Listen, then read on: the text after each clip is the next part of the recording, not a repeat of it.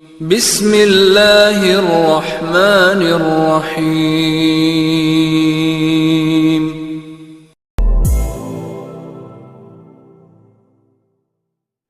Assalamualaikum warahmatullahi wabarakatuh.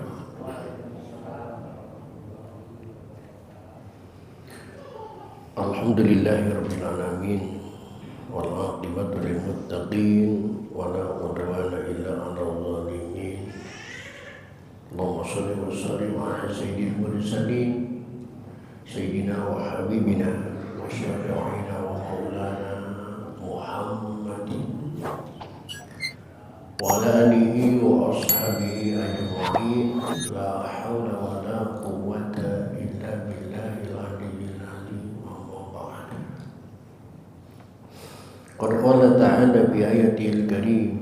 A'udzu billahi minasyaitonir rajim. Bismillahirrahmanirrahim. Wa ma khalaqtul jinna wal insa illa liya'budun. Shadaqallahu alazim. Bapak-bapak segenap pengurus dan jamaah Masjid Jami Baitul Amin, bil khusus yang hadir ta'lim pada kesempatan malam ini yang saya hormati dan yang saya muliakan. Semoga dengan asbab bertaklim, hadir di majlis taklim, kehidupan kita mendapat kemuliaan dari Allah Subhanahu wa Ta'ala.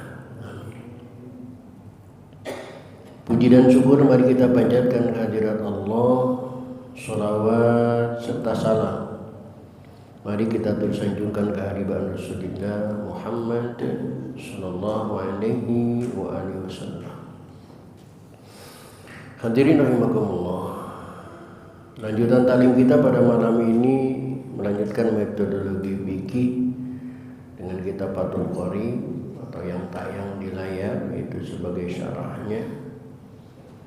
Malam ini di kitab yang Bapak pegang yaitu di halaman 199. Di halaman 199 baris kedua ada kalimat wa amazuru wa arada musannifu biha al-muqattata. Silakan dicari dan diperhatikan, dan kita buka saja ta'lim ini dengan sama-sama membaca Ummul Quran surah Fatihah.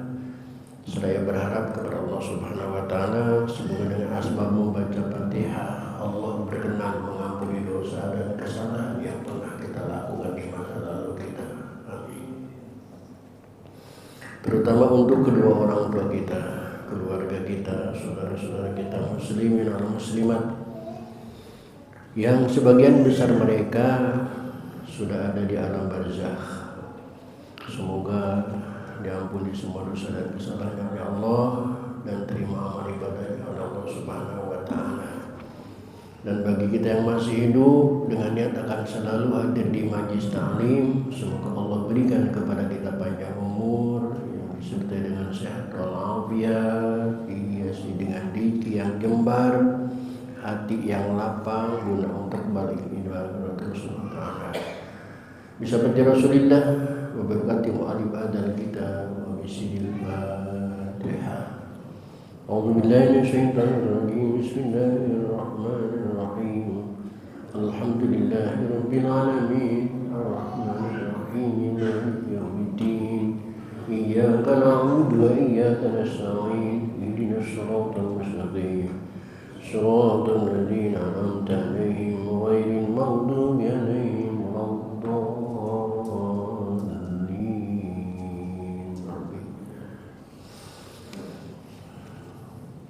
Baik hadirin, silakan diperhatikan halaman 199.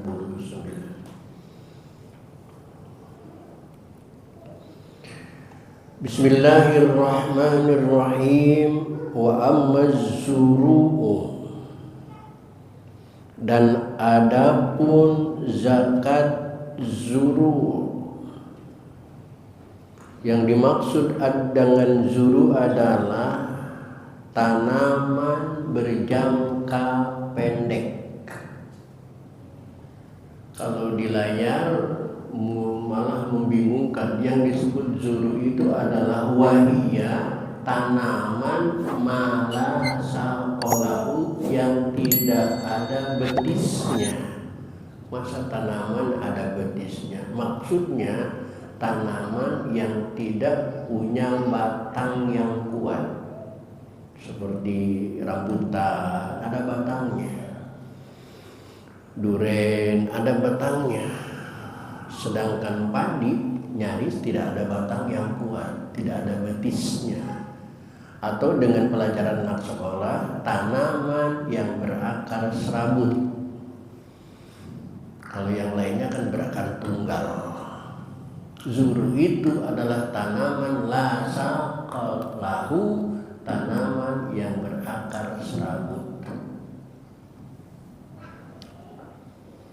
Itu pun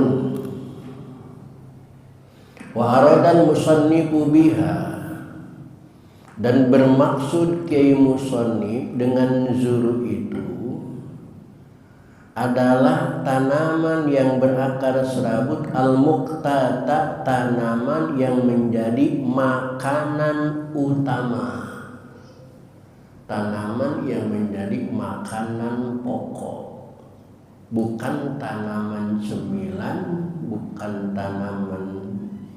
bukan makanan iseng, bukan makanan tambahan, tetapi makanan yang dimakan sebagai makanan utama, makanan pokok. Contohnya min hintotin, dari gandum. Di suatu negara, Amerika umpamanya, itu makanan pokoknya dari gandum. Wasyairin, dan syair. Sebagian warga Jazirah Arab itu konsumsinya syair. Wa adasin, dan juga adas, disebut kacang syair, disebut kacang adas, memang bentuknya kacang-kacangan. Wa aruzin, dan beras. Nah, ini baru kita. Jadi setiap negara punya makanan pokok masing-masing. Indonesia beras, Amerika gandum, Arab syair, dan lain sebagainya. Begitu juga wakada ma yuktatu, dan begitu pula ma tanaman yuktatu yang menjadi makanan ikhtiaran, tanaman yang dijadikan makanan pada waktu ikhtiar. Kadurrotin, seperti jagung, wa khimasin, dan jenis kacang-kacangan. Begitu juga makanan yang menjadi pilihan di waktu semuanya ada. Beras ada, jagung ada, tapi dia milih jagung sebagai makanan pokoknya, maka jagunglah yang dikeluarkan sebagai zakatnya. Nah, fatajibu zakatu biha, maka kewajiban mengeluarkan zakat biha, pada zakat jur itu bisalah sati syaraito, dengan 3 syarat. Jadi zakat padi syaratnya ada 3.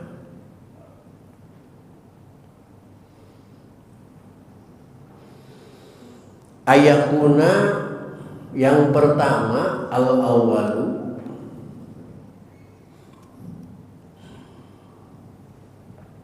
mimma, dari tanaman, yazra'uhu, yang ditanam oleh orang, ayin tasnihi, yakni yang ditanam yastanbitul adamyu, oleh manusia.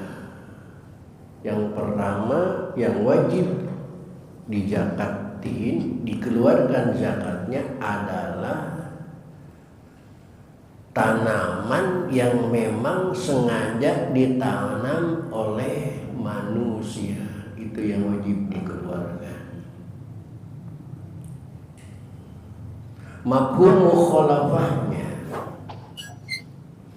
fa inna bata binafsihi, maka jika tanaman itu tumbuh binafsihi dengan sendirinya,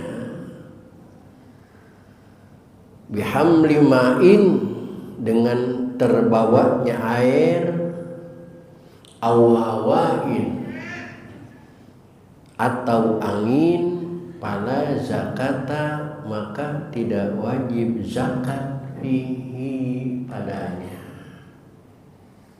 Oleh karena itu kita punya jagung, punya kebun jagung, punya kebun padi dan lain sebagainya yang tumbuh dengan sendirinya, maka ketika panennya itu tidak wajib dikeluarkan zakatnya. Nah, di sini pasti logika kita menolak.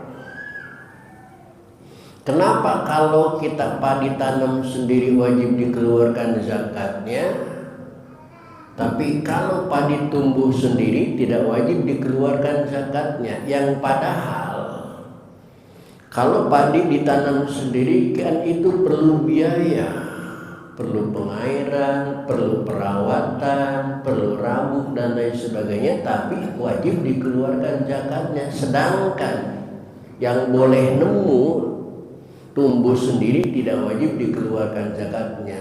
Logika kita menolak. Maka supaya mafhum saya jelaskan, padi yang tumbuh sendiri tidak wajib dikeluarkan zakatnya karena padi itu pasti tidak banyak. Padi yang sekedar ke bawah anyut, ya paling berapa cemplok sih. Padi yang di bawah angin paling berapa banyak, maka tidak wajib dikeluarkan zakatnya.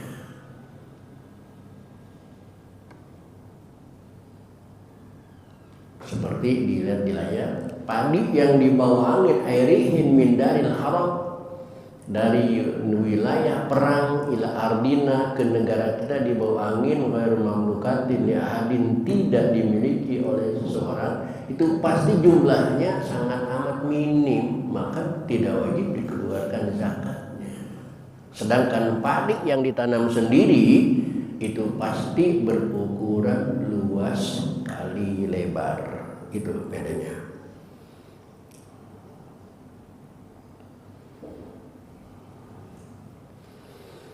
Wa ayyakuna, dan harus ada tanaman itu qutan, menjadi makanan mudakharan, bisa disimpan.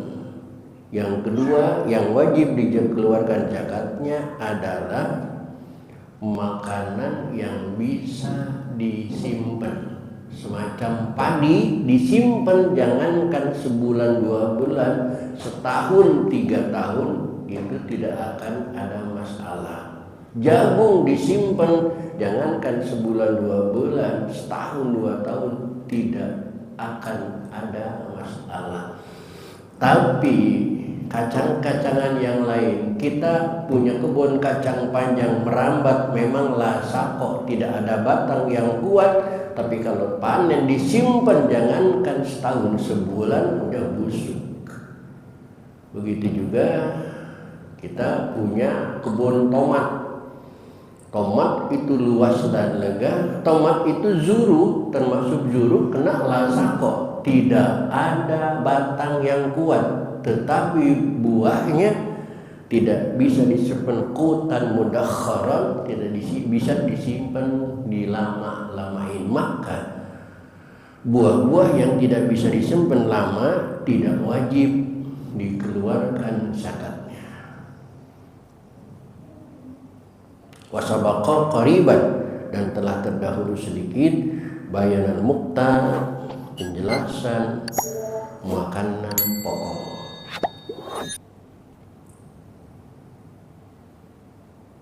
Wa kharaja,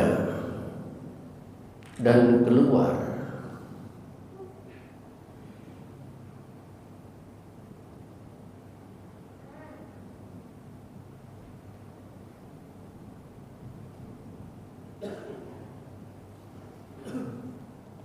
bil kuti, dengan kata-kata kuti tadi, makanan pokok, malayuk tatu, tanaman yang tidak menjadi makanan utama. Contohnya minal abzari, dari berbagai macam bumbu. Nahul kamyun, seperti ketumbar, itu tidak wajib dikeluarkan zakatnya.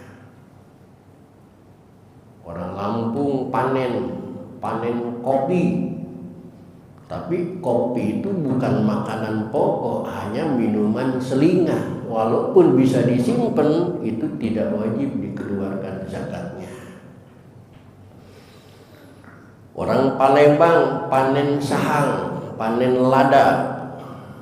Lada bisa disimpan sebulan 2 bulan, tapi itu karena bukan makanan pokok, itu tidak wajib dikeluarkan zakatnya. Secara ladanya, sahangnya, kopinya tidak wajib dikeluarkan zakatnya. Tetapi atas nama, kalau sudah dijual menjadi uang, itu berkewajiban mengeluarkan zakat, bukan cuma atas nama zakat kopi, zakat sahang, tetapi zakat kekayaan, zakat harta kekayaan.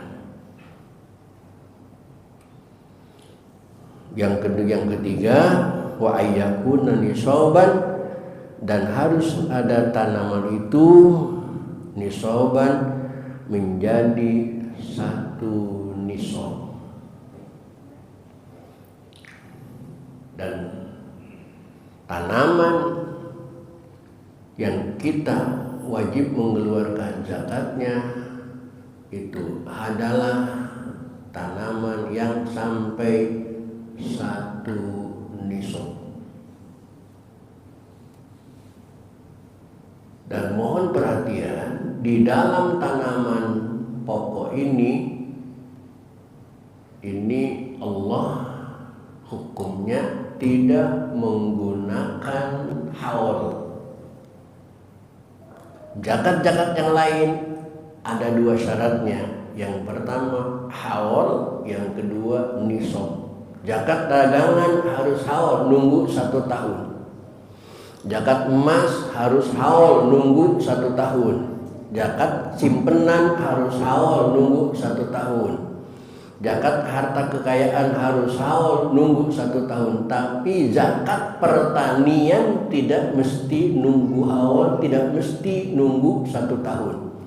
Bisa jadi dalam 1 tahun kita berkewajiban 3 kali mengeluarkan zakat.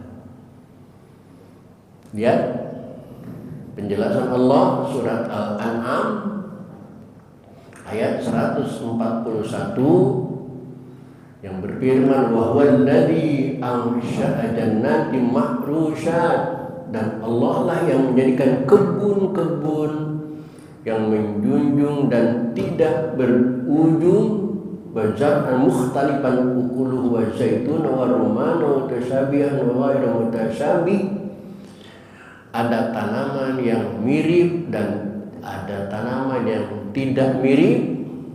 Kulu, kata Allah, makanlah min samarihi, dari buahnya, idza asmara, apabila tanaman itu berbuah. Tetapi wa'atu haqqahu, keluarkan haknya fakir miskin.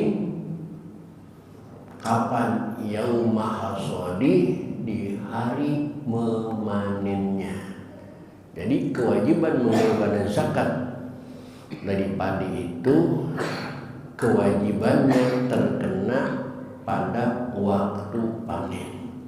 Begitu panen wajib mengeluarkan zakat. 3 bulan nanam lagi, panen lagi, zakat lagi.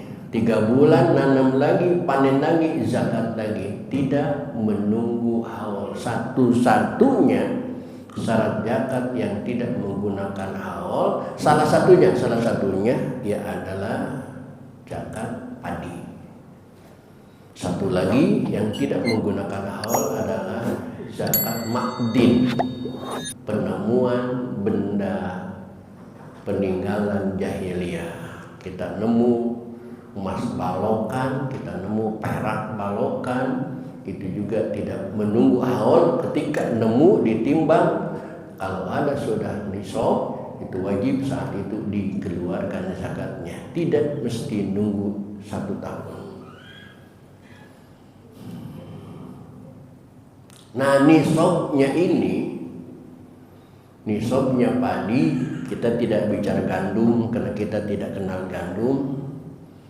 Juga kita tidak bicara jagung karena kita tidak mengkonsumsi jagung. Bahkan orang Madura juga yang dulunya makanan pokoknya jagung sekarang sudah pindah ke padi, ke beras. Maka kita bicara beras saja, wa ayyakuna nisaban, dan harus ada tanaman itu mencapai 1 nisab. Berapa nisabnya? Wa huwa, yaitu nisab khamsatu ausukin, ialah 5 karung. Dengan kata lain, kalau kita sudah punya padi sebanyak 5 karung, itu sudah wajib mengeluarkan zakat. Min jinsin wahidin, dari jenis yang satu. Fala yadamu jinsun li jinsin akhar, ka qamhin ma'aruz bi khilafil anwa wa yadamu ba'duhu bi ba'di. Wa yakhruju min kulli naw'in biskiti wa in asra yakhruju qusit wa kullu naw'in sanatan wa qilatu min dari kullu naw'in akhraja warsi 5 karung. Nah, disebut 5 karung itu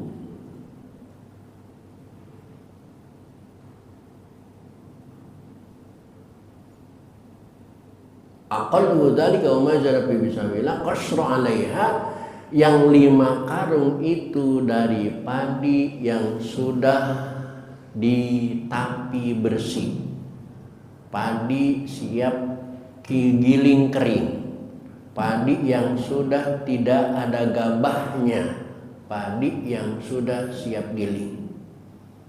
Itu masih gabah utuh tapi sudah dibersihkan dari yang kosong-kosong, apa namanya? Ya yang gabung itu. Saya udah lupa namanya itu. Kan di ibu-ibu ditapi ya. Ada yang terbang kosong, yang kosong pasti terbang ya. Nah, yang tinggal di apa itu? Itu pasti udah berisi. Nah, itu yang isinya sejumlah 5 karung. Nah, ukuran karungnya min zari na'amin bisqatil abdi nisabin nusra wa yu'tabaru bulughul hubbi khamsatu sekan halaqan musaffan, dalam keadaan bersih min nahwi tibnatin wa qasrin la yukalu wa la yukharu wa yuzakuru qalilun wa yusara wa amada dakhara. Nah, di sini tidak ada penjelasan, di I'anatul Thalibin ada penjelasannya dari guru, dari kitab dicoret, ditata. Karungnya bukan karung yang kita kenal sekarang, karung beras, bukan. Tetapi karung gabah, karung padi yang dulu disebut karung goni, yang dirajut dengan warna coklat, yang tengahnya ada pelat biru. 5 karung itu, bukan karung beras plastik sekarang, bukan. Karung beras plastik sekarang walaupun sudah ada 5 karung, itu pasti belum berkewajiban mengeluarkan zakat. Yang berkewajiban mengeluarkan zakat itu dari 5 karung goni. Nggak tahu itu kata-kata goni itu dari mana, wallahu alam, saya nggak tahu. Tapi kalau dibahasakan bahasa santri, bahasa Arab, goni itu kan kaya, fakir, miskin. Goni kaya. Karung goni itu berarti karungnya om goni, karungnya orang kaya. Yang plastik itu karung kita, mungkin begitu. Atau ada yang mengatakan karung goni itu disebut karung goni karena karung itu terbuat dari bahan pohon batang kayu yang disebut kayu goni. Ada yang mengatakan begitu sehingga disebut karung goni.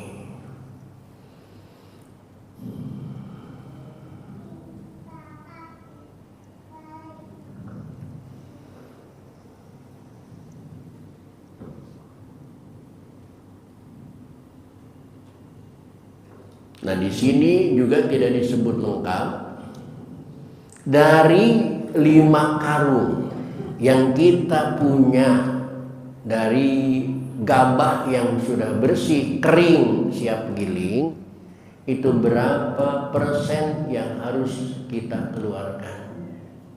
Nah, untuk bicara masalah pertanian, makanan itu patokannya tidak lagi 2,5% bukan, tetapi bisa jadi 5%, bisa jadi 10%. Kalau kita nanam padi itu tanpa biaya yang berarti, hanya merawat saja seperti di tahun 70-an, hanya dipacul, hanya diurus, tidak keluar biaya pupuk, tidak keluar biaya air, tidak keluar biaya apa-apa, cuman tenaga saja, maka berkewajibannya 10% usrah. Tapi kalau kita nanam padi di sawah itu menggunakan biaya, airnya harus beli dari irigasi, pupuknya harus beli dari toko, biayanya juga harus banyak dan sebagainya, maka kewajiban zakatnya cuma 5%. Dan sekarang petani-petani yang ada di Indonesia itu mungkin sudah kena 5% karena butuh biaya, airnya harus bayar, pupuknya harus bayar, tenaganya juga harus bayar, mungkin hanya 5%. Tetapi yakinlah, kalau para petani, saya percaya kewajiban zakat itu sangat taat sekali. Karena yang saya rekam dari umi saya itu kalau panen padinya nggak sampai 5 karung kiring bersih, nggak sampai nisab. Tapi setiap panen umi saya itu selalu mengeluarkan zakat, karena memang petani istimewa. Wajar kalau kata Rasulullah SAW, afdalul makasib az-zara'ah, karya usaha yang paling afdal itu bertani. Bagaimana bisa afdal? Lihat, petani nanam jagung, petani nanam kacang. Buah pertama dari jagung dan kacang, buah pertama itu nggak bakal bagus, pasti jelek dulu. Nah, buah karena jelek nggak laku dijual, itu petani disodakohin sama tetangga. Sampai umi itu kalau dari kebun itu menggendong besar, sampai ke rumah itu tinggal sedikit, kena tetangga di jalan ngambil, diberikan tetangga. Buah yang kedua, tahap kedua baru bagus bisa dijual. Tahap kedua, tahap ketiga, tahap keempat, seterusnya. Dan terakhir, buah yang terakhir itu pasti jelek lagi. Kena jelek lagi, nggak laku dijual lagi, sodakoh lagi. Jadi petani wajar disebutkan usaha yang paling afdal karena diawali dengan sodakoh, diakhiri dengan sodakoh. Itu hebatnya petani.